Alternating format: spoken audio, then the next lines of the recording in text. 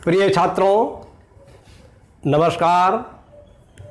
आज हम आपके लिए त्रिकोणमिति से संबंधित एक प्रॉब्लम सॉल्व कर दिखला रहे हैं।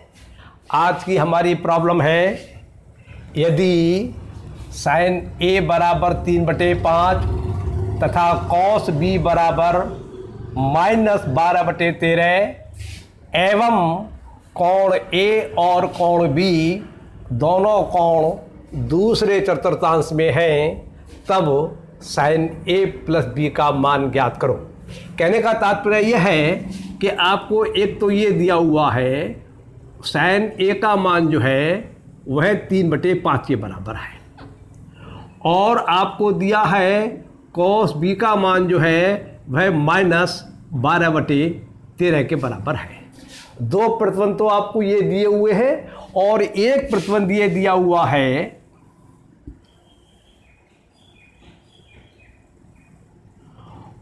कोण ए और कोण बी दोनों कोण जो है वो दूसरे चतुर्थांश में हैं।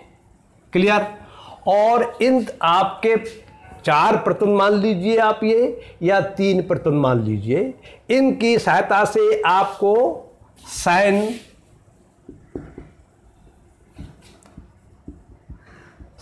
ए प्लस बी का मान ज्ञात करना है।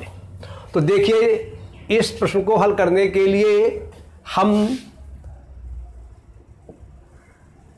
साइन ए प्लस बी बराबर होता है, जैसा कि आप जानते हैं, sign A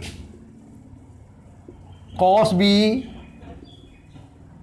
plus cos A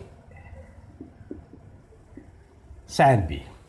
तो यदि हमारे लिए sign A, sine B, cos A और कॉस बी के मान चारों मान ज्ञात हों और हम उन मानों को RHS में प्रतिस्थापित कर दें और फिर उसको सिंप्लीफाई कर लें, तभी हमारे लिए साइन ए प्लस बी का मान ज्ञात हो जाएगा। लेकिन हमारे लिए साइन ए का मान तो दिया हुआ है, कॉस बी का मान नहीं दिया हुआ है, कॉस ए का मान नहीं दिया हुआ है, और कॉस बी का मान दिया हुआ है, तो हमारे लिए साइन बी का मान नहीं दिया हुआ है। तो इनकी सहायता से हम पहले कॉस ए और साइन बी का मान ज्ञात करेंगे। क्लियर? तो देखिए, दिया है साइन ए बराबर 3/5 और हम जानते हैं कॉस ए बराबर होता है प्लस माइनस वर्गमूल 1 साइन स्क्वायर ए, प्लस माइनस वर्गमूल 1 साइन ए का ये मान इसमें प्रतिस्थापित कर देंगे, तभी इसको हम हल कर लेंगे। तो ये लिखेंगे 3/5 की घातांक 2 और सिंप्लीफाई करेंगे तो फल प्राप्त होगा प्लस माइनस वर्गमूल 1 9/25, और हल करेंगे तो फल प्राप्त होगा प्लस माइनस 25 - 9/25, और सिंप्लीफाई करेंगे तो हल प्राप्त होगा प्लस माइनस 16/25, और हल करेंगे आगे तो प्राप्त होगा प्लस माइनस 4/5। तो इस प्रकार से आपने साइन ए बराबर 3/5 का जब मान निकाला, तब आपका कॉस का मान जो निकल के आया, कॉस ए का मान निकल के आया, वह निकल के आया प्लस माइनस 4/5। इसका मतलब यह है कि कॉस ए का मान या तो 4/5 माना जाएगा, या कॉस ए का मान -4/5 माना जाएगा। लेकिन जैसा कि प्रश्न में दिया हुआ है, कोण ए दूसरे चतुर्थांश में है, और हम अपने सामान्य ज्ञान के आधार पर जानते हैं, जब कोण दूसरे चतुर्थांश में होता है तो कॉस का मान जो है वह ऋणात्मक होता है, धनात्मक नहीं होता है। इसलिए ये वाला मान जो है हमारा वह अमान्य हो जाएगा। तो इस प्रकार से हमारे लिए कॉस ए का मान ज्ञात हो गया 4/5। अब हमारे लिए साइन बी का मान ज्ञात करना है।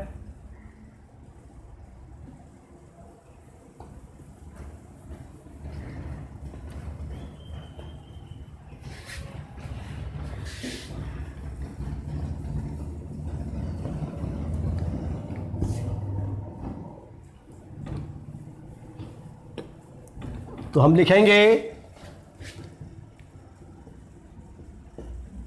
दिया है cos b बराबर -12/13 और हम जानते हैं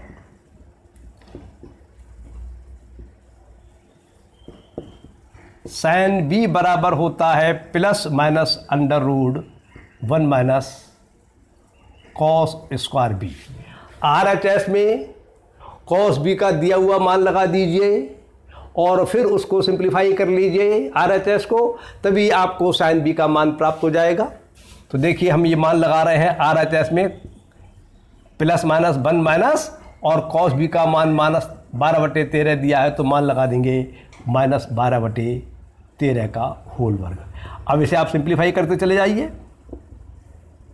प्लस माइनस वर्गमूल 1 - 144/169 बराबर ±169 माइनस 144/169 बराबर ±25/169। और इसे सिंप्लीफाई करेंगे तब हल प्राप्त होगा sin b बराबर ±5/13। इस प्रकार से आपके साइन के दो मान निकल के आते हैं। एक मान निकल के आता है sin b बराबर प्लस के 5/13 और एक मान निकल के आता है sin b बराबर माइनस का 5/13। अब हम ये निर्धारित करेंगे कि ये साइन के दो मान निकल के आए हैं, इसमें कौन सा मान माना जाएगा और कौन सा नहीं माना जाएगा। जैसा कि प्रश्न में दिया हुआ है कोण b दूसरे चतुर्थांश में है, तो कोण या अगर पहले चतुर्थांश में है तब भी और दूसरे चतुर्थांश में है तब भी साइन की वैल्यू सदैव पॉजिटिव होती है यदि कोण दूसरे या पहले चतुर्थांश में है तब। और यहाँ पर कोण जो भी दिया हुआ है वह आपका दूसरे चतुर्थांश में दिया हुआ है, इसलिए साइन की जो वैल्यू मानी जाएगी वह पॉजिटिव वाली मानी जाएगी, नेगेटिव वाली नहीं मानी जाएगी। तो ये तो मान्य हो जाएगा और ये अमान्य हो जाएगा। ये मान नहीं माना जाएगा, ये मान माना जाएगा। तो इस प्रकार से आपका मान निकला sin b बराबर पॉजिटिव 5/13।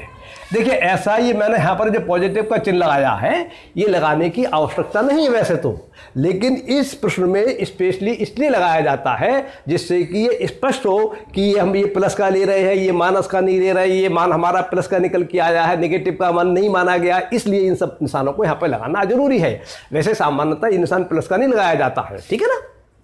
अब देखिए आपको sin a का मान दिया हुआ है, sin b का मान आपने ज्ञात कर लिया और आपको cos b का मान दिया हुआ है, आपको sin a का मान दिया हुआ है और आपने cos a का मान ज्ञात कर लिया और cos b का मान दिया हुआ है, उसकी सहायता से आपने sin b का मान ज्ञात कर लिया।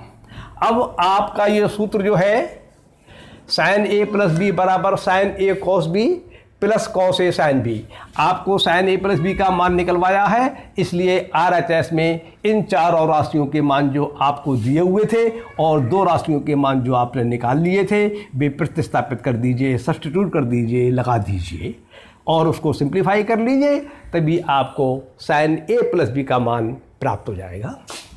तो sin a का जो मान दिया हुआ है वो लगा रहे हैं हम RHS में 3/5, cos b का दिया हुआ मान लगा रहे हैं हम -12/13 और इनके बीच में गुणा है, प्लस सूत्र का आ गया ये cos a का निकाला हुआ मान जो हमने गणना करके निकाला है वो लगा रहे हैं -4/5 और sin b का मान जो हमने गणना करके निकाला है वह लगा रहे हैं 5/13। अब इसको आप सिंप्लीफाई कर लीजिए RSS को, जो ही सिंप्लीफाई करने के बाद जो फल प्राप्त होगा वही sin a प्लस बी का मान हो जाएगा। तो देखिए इसको पहले सिंप्लीफाई करेंगे तो ये दो भिन्नों की गुणा है, अंश की अंश में और हर की हर में गुणा हो जाएगी। ये पॉजिटिव राशि है और ये नेगेटिव राशि है, इसलिए आंसर इनका मल्टीप्लिकेशन जो है, गुणनफल जो है वह ऋणात्मक आएगा। तो फल प्राप्त होता है -36/65। यहाँ पर ये पॉजिटिव है, यहाँ पर ये नेगेटिव है। दोनों राशियों की जब गुणा करी जाएगी तो पॉजिटिव और नेगेटिव की जब गुणा की जाती है तब परिणाम माइनस में आता है, नेगेटिव में आता है, इसलिए ये परिणाम प्राप्त होगा नेगेटिव में। और ये भिन्नों में ऊपर ऊपर की गुणा की जाती है, अंश अंश की, और हर की गुणा की जाती है, तो ये आपको प्राप्त होगा 20/65। अब आप ब्रैकेट को खोल लीजिए, ब्रैकेट से पहले जोड़ का निशान है, तो ये इसकी जब ब्रैकेट खोलेंगे तो अंदर वाली राशियों के निशान नहीं बदले जाएंगे। या तो आप इसको ऐसे मान लीजिए या ऐसे मान लीजिए, इस पॉजिटिव निशान की इस माइनस के निशान से मल्टीप्लाई होगी तब माइनस आएगा, तो आपको नई लाइन प्राप्त होती है -36/65, और ये आपको प्राप्त हो जाएगा -20/65। अब आप ये दो भिन्न हैं, भिन्नों को जोड़ने घटाने में एलसीएम का, हर के एलसीएम का सहारा लेना पड़ता है। इसका हर हर में दोनों संख्याएं एक सी हैं, दोनों भिन्नों में हर की राशि समान है 65, इसलिए ये एलसीएम इसका हर का जो है 65 ही आ जाएगा।